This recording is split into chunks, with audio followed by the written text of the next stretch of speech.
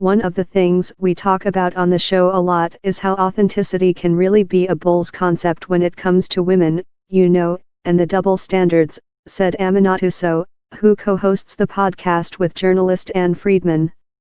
In the book, Clinton told Sow, "I try to be as candid as I can." And some reviewers have said, "Oh, her guard is down and she's pulled the curtains back and we get a behind-the-scenes look, all of which is great. If it helps people understand two things, I have been a pretty consistent person my entire life, and I have been an advocate and an activist, and then later came to politics. But through it all I've talked about the same things: women, children, families, fairness, justice, our democracy, and I have tried to be as clear as I could, but as I write, I was always taken aback because interviewers would always ask, 'Why are you really running for president?' I didn't see them asking Marco Rubio or Bernie Sanders or Ted Cruz, 'Why are you really running for president?' I always was struck by that," Clinton added. "What do you mean, really?" "Oh, if only she'd be her authentic self." "Well, my authentic self is what you see is what you get.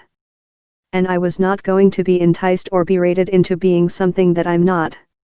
The routine questioning about her motivations was a constant stress for me personally, Clinton said. But the larger point is it comes in part from the double standard and the remaining confusion about women in the public arena. If you're too strong and aggressive, people don't like that. If you're too soft-spoken, people don't like that. If you change your hairstyle, people are going to notice. People are definitely going to talk about that, so chimed in. "Endlessly," said Clinton. And the list goes on. There's still a lot of remaining discomfort with the idea of a woman president. Clinton said she hoped her book would reach younger women who might not have had her back during her bid for the White House. A lot of young women were reported during the campaign as saying, "Well, I just don't think this women's stuff is important anymore. I'm not a feminist. I'm myself. I don't think there's inequality." And actually, the older you get and the more you run into life's obstacles and the challenges of balancing, family and work and all the rest of it, the more you understand what's at stake, she said. So I hope more young women will read this and reflect, and maybe talk about it with their girlfriends. They also talked about the topic of anger, with Sow expressing the view that some wonder why she isn't angrier. Clinton explained that she is angry but that ultimately she finds anger inadequate to what Democrats are facing. You have to be willing to acknowledge your anger, and your determination to do something about it. But anger is not good for you internally. It's bad for your system. It upsets your stomach. It may cause other symptoms. So I don't want people to just be angry, I want people to be strategic, Clinton said. In the reviews of this book, a number of reviewers have said, "Oh, she's angry." Well, yeah, I am. I am angry. But I also know that if I'm only angry, I can't sound the alarms I'm trying to sound in the book about sexism and misogyny, about voter suppression of African Americans and young people in particular, about the Russians who not only impacted our election but are still working against us. So I have a list of things that make me really angry that I'm trying to be strategic in addressing.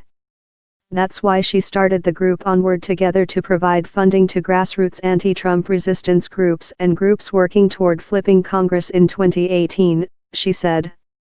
"I don't want us just to be angry.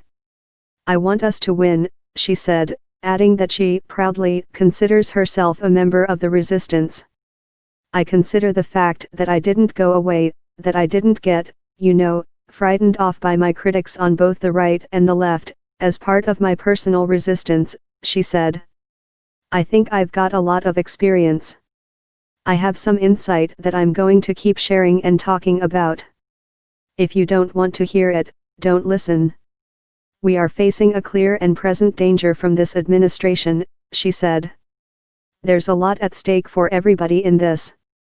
As far as the path forward for Democrats, they need to talk about race, gender, homophobia, Islamophobia, and immigrant bashing, as well as the economy," she said. So yeah, do we have to have a better job getting rising incomes? I had great plans for doing that. Nobody heard them. Because all they wanted to talk about was my emails, which was the dumbest scandal of the universe.